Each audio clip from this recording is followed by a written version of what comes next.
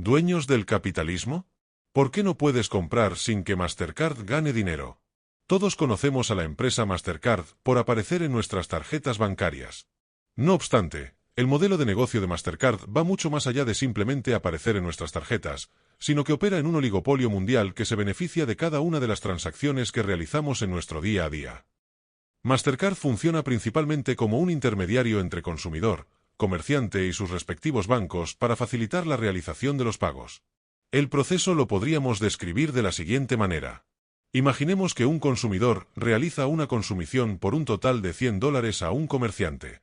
En este momento, de la cuenta corriente del consumidor salen $100. No obstante, a la cuenta del comerciante solamente llegan $98, quedando los $2 restantes como comisiones que se repartirán el resto de los intervinientes. Estos son los bancos de comerciante y consumidor. El banco del consumidor se queda con alrededor de un 70% de la comisión por ser el emisor de la tarjeta de crédito con la que se ha realizado la compra. Alrededor de un 20% de la comisión la obtiene el banco del comerciante por recibir un cobro en la cuenta corriente del comerciante. No obstante, conectar el pago entre una entidad y otra puede ser muy costoso y tedioso para que los bancos lo hagan por sí mismos. En este momento entran las procesadoras de pago, como Mastercard, las cuales conectan el pago entre los dos bancos, mediante su propia red de procesamiento de pagos, a cambio de una pequeña comisión en cada uno de los mismos, en este ejemplo de alrededor del 10% de la comisión. Mastercard mediante este segmento ha conseguido procesar alrededor de 176.000 millones de transacciones durante el año 2025, con un valor total de $10,6 billones. Sobre estas transacciones ha conseguido registrar unos ingresos de $19.746 millones durante ese mismo periodo. Si realizamos los cálculos, de media podemos estimar que Mastercard recibe alrededor de un 0,20% de cada transacción realizada. Es decir, si Mastercard procesa un pago de 100 euros, recibirá como ingresos 20 céntimos. Como hemos comentado anteriormente, este segmento consiste en un oligopolio global con otras dos marcas principalmente, Visa y UnionPay. Mastercard procesa alrededor de un 25% de los pagos globalmente, por detrás tanto de Visa que procesa un 39% como de UnionPay que procesa, sobre todo en China, un 33% de las transacciones. Si excluimos a China de nuestros datos, debido a la gran cantidad de población del país, este mercado se convierte en un duopolio entre Visa y Mastercard y se turnan el poder dependiendo de la región. En EU, Visa tiene la mayoría del mercado rondando el 60% de las transacciones, Mastercard solamente un 37%. Mientras tanto, en el resto del mundo, principalmente Europa, Mastercard es la líder del mercado con un 55% del mercado. No obstante, este segmento no es el único en el que opera Mastercard. A la hora de procesar pagos, se puede obtener una inmensa cantidad de información sobre campos como el comportamiento del consumidor o el fraude de pagos. Sobre estos datos, Mastercard puede elaborar estudios estadísticos o de mercado para desarrollar lo que se llaman Value Added Services. Este sector es uno de los que más está creciendo en la empresa, rozando unas tasas compuestas de crecimiento de alrededor del 19% anualizado. Esto se debe a que se están realizando grandes proyectos con los datos recogidos de las transacciones y estos están siendo vendidos a grandes empresas como multinacionales o grandes bancos. Una de las últimas innovaciones que hemos podido conocer por parte del CEO de Mastercard, Michael Miebach, el cual, en una entrevista, nos indica que han sido capaces de desarrollar un algoritmo mediante Machine Learning, que es capaz de predecir cuál va a ser el próximo fraude, entendiendo fraude como impago.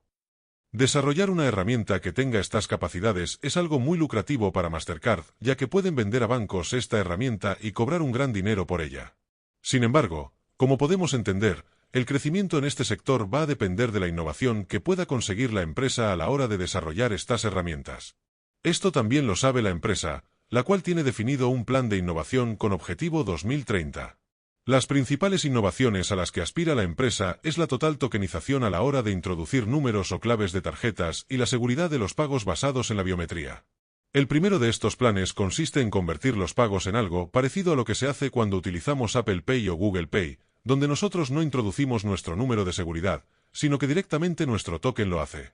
Para utilizar el token normalmente se necesita tu cara o tu huella, por lo que, según varios estudios, esto mejoraría la tasa de fraude debido a que ya la gente no podrá robar los números de la tarjeta y utilizarlos sin tener tu huella o tu cara. Por lo tanto, podemos definir el modelo de negocio de Mastercard en dos segmentos principales. El primero es un segmento tradicional que ayuda a los bancos a procesar pagos de sus clientes y el segundo es un segmento basado totalmente en la innovación que intenta mejorar el ecosistema de pagos, mediante herramientas de prevención o ciberseguridad. Las grandes ventajas competitivas que podemos identificar en los segmentos que hemos comentado en el primer punto han tenido un reflejo muy positivo en los estados financieros de la empresa. Lo más evidente lo vemos en los ingresos de la empresa a lo largo de estos últimos 10 años, los cuales se han triplicado a una tasa compuesta de crecimiento rondando el 12%.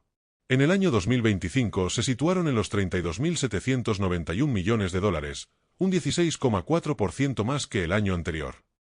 Si analizamos la evolución de los ingresos, podemos observar que el único año en el que no crecieron fue 2020, donde por causa de la pandemia muchas transacciones no se realizaron. No obstante, en años de gran inflación y recesión, como en 2022, los ingresos crecieron un 17,76%. Esto se debe a que si hay una gran inflación el valor de las transacciones aumentará y por lo tanto la comisión cobrada por Mastercard es mayor. El margen bruto de la empresa es del 100% debido a que al ser comisiones recurrentes no tienen que incurrir en ningún gasto directamente para conseguir esos ingresos. Tras esto, podemos observar que el margen operativo de la empresa es del 60%, ya que los únicos gastos operativos en los que incurre la empresa son gastos de administración y marketing para promocionar su imagen en grandes campañas de publicidad. Por último, el beneficio neto no es muy diferente al beneficio operativo, ya que el único gasto representativo son los impuestos, que hacen que el beneficio neto de la empresa se sitúe en el 49% o 14.968 millones de dólares. Por lo tanto, podemos observar que el modelo de negocio permite a Mastercard crecer constantemente, incluso en años de recesión y no incurrir en grandes gastos operativos más allá de administración y marketing. Mastercard también goza de una muy buena salud financiera. Si analizamos su balance, la primera buena señal que observamos es la gran acumulación de efectivo que tiene la empresa, 10.566 millones de dólares que representan un 20% del total de un activo de 54.157 millones de dólares. Estas cantidades de efectivo se mantienen crecientes durante los años a pesar de las políticas de adquisición que tiene la compañía.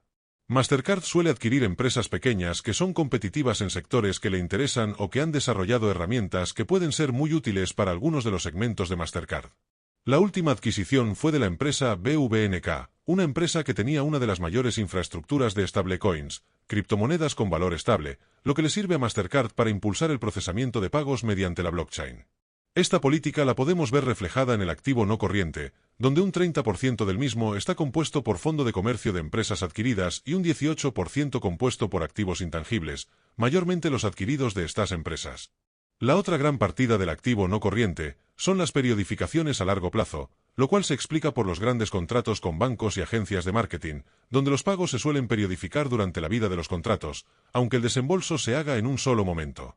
Respecto a la deuda de la empresa, la gran mayoría de esta se compone de bonos emitidos por la empresa, los cuales alrededor de un 62% tienen vencimientos mayores a 2030. La cantidad que vence antes de 2030 son unos 9.000 millones de dólares, cifra que si comparamos con lo que genera la empresa es insignificante, teniendo en cuenta que en último año Mastercard generó 20.000 millones de EBITDA. Por lo tanto, podríamos decir que, destinando la mitad de lo generado por la empresa en un año, esta podría reembolsar la deuda de los 5 años siguientes. Podemos hacer los mismos cálculos para el efectivo generado por la empresa. Mastercard durante el año 2025 generó 17.648 millones de dólares en efectivo por sus operaciones, creciendo un 19% respecto al año anterior. Si eliminamos los gastos de capital de la empresa, obtendríamos un FCF, Free Cash Flow, de 17.159 millones de dólares. Por lo que podríamos pagar la deuda de los 5 años que vienen con el 52% de lo generado en efectivo durante este año. Si nos fijamos, esta generación de caja libre también nos refleja los pocos gastos en los que tiene que incurrir la empresa para el buen funcionamiento de su negocio, ya que representa un 52% de la totalidad de los ingresos. Esto nos indica que por cada $100 de ingresos que consigue Mastercard, retiene un 52% en efectivo libre para destinar a pagar deudas, adquirir negocios, pagar dividendos o recomprar acciones. Normalmente, Mastercard se suele decantar por esta última opción. En el último año 2025, la empresa recompró 12.018 millones de dólares en acciones de la empresa, lo que supone 21 millones menos de acciones en circulación en un año.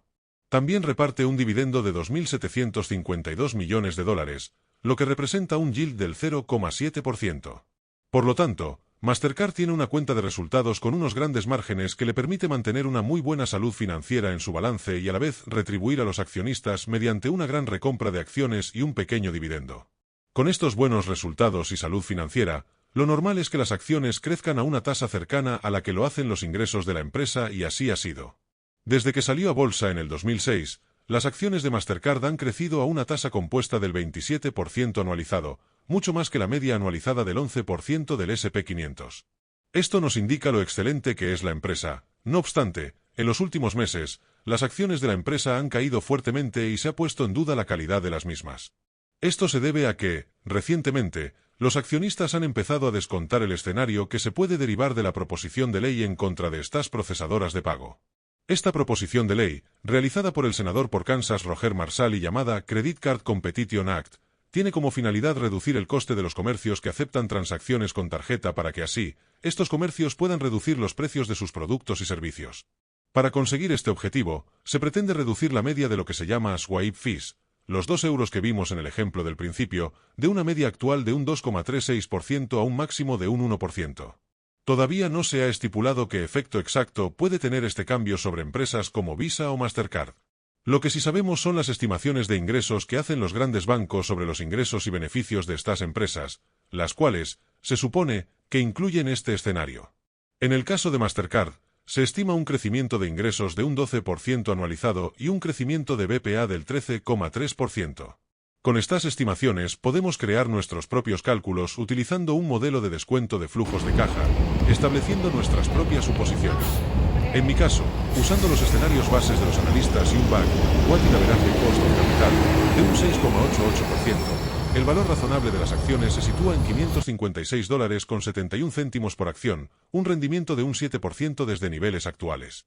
En mi opinión, pienso que Mastercard es una gran empresa para tener en cuenta en el caso de que su cotización se resienta un poco y baje los niveles a los que estaba hace una semana sobre los $500 por acción, en el caso de que queramos tener un buen margen de seguridad del 10%. Mi opinión se basa en el gran foso económico que tiene la empresa y el potencial que mantiene en el segmento de Value Added Services. Para que se vea amenazado el modelo de negocio de Mastercard, tendría que redefinirse la totalidad del sistema financiero, optando por nuevas formas de procesar pagos, ya que la tecnología actual solo tiene capacidad de desarrollarla las 3 empresas que hay en el mercado. Esto nos sugiere que seguramente la proposición por la que se ha castigado la cotización de las acciones últimamente es algo sin fundamento. Primero, la propuesta se acaba de introducir en el Congreso. Para que se convierta en ley la propuesta tiene que ser aprobada por el Senado, por la Cámara de Representantes y por último por el presidente de los Estados Unidos. En este proceso, lo más probable es que los lobbies financieros, que velan por los intereses de las grandes empresas dentro del sector financiero, propongan enmiendas y obliguen a reducir los cambios propuestos. Además, no podemos ignorar que a finales de año se celebran unas elecciones de medio mandato, donde se vota de nuevo al Senado y a la Cámara de Representantes. Esto puede provocar que una ley mayormente apoyada por los republicanos, en el caso de que estos pierdan el Senado o la Cámara de Representantes, se vea estancada y no llegue a ser aprobada. Además, el sector de innovación de Value Added Services es aquel que tiene más importancia sobre la empresa actualmente. En mi opinión, generar todos estos sistemas de predicción y de análisis de datos pueden redefinir el modelo de negocio de Mastercard y hacerla una empresa más rentable de lo que es ahora. Espero que el artículo os haya sido útil para poder comprender mejor el funcionamiento de una de las empresas más capitalistas que puede existir en el mundo.